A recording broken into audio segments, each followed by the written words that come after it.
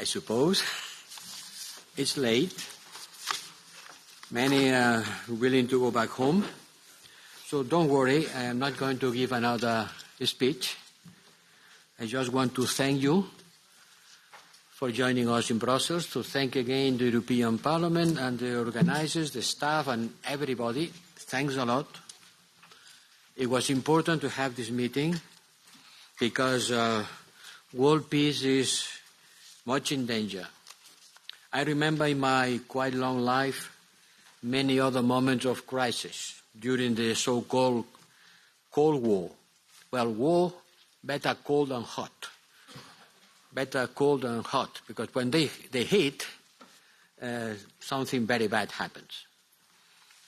We Europeans, we face a brutal war, two brutal wars, close to our borders, and a lot of tensions, and it can very easily to spiral out of control in Libya, in Sahel, in Western Balkans, into the Caucasus, in Sudan, in the Horn of Africa, in the borders of the Republic of Congo, in the Gulf, in the South China Sea, in South Asia, gangs and drug cartels in Latin America and Central America. You can choose. Unhappily, you cannot choose. You have to deal with all of them. And some of these crises could escalate into a major global confrontation at a time when the world has become multipolar and the multilateral system supposed to maintain peace is profoundly weakened. And even the institutions which are the core of the United Nations system, at the International Court of Justice, can be weakened. If the ruling of the International Court of Justice are not being obeyed, then the world will be in a much dire situation, and we will not call to the International Court of Justice again next time if this time its ruling is not being implemented. And it's not. And it's not. And I know that geography matters. The wars which are close to us matters more than the wars which are far away. But all of them are interconnected. Any war, any crisis, anywhere affects any other place in the world.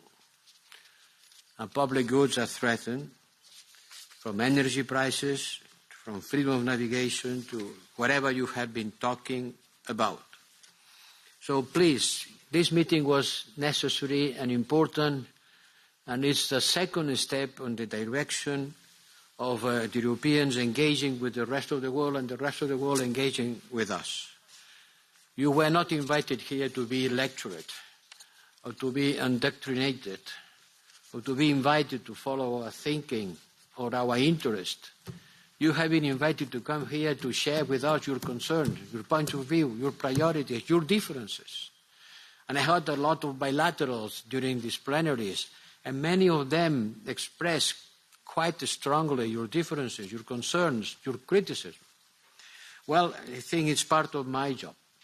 It's part of the job of the External Action Service and the people who try to make Europe exist in the role as a security provider.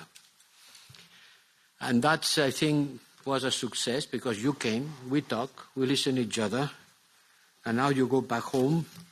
We will continue working from one crisis to another because, believe me, we want to be a peace force in the world, with all our limitations, knowing that sometimes our interests are stronger than fulfillment of our values because we are political organizations and everybody has its own interest. But apart from that, which is in human nature, we want to build alliances and we want to build partnership to continue constructing a world in peace where political freedom, economic prosperity and coherent societies could be the future of mankind. And I thank you, all of you, for your support. Thank you.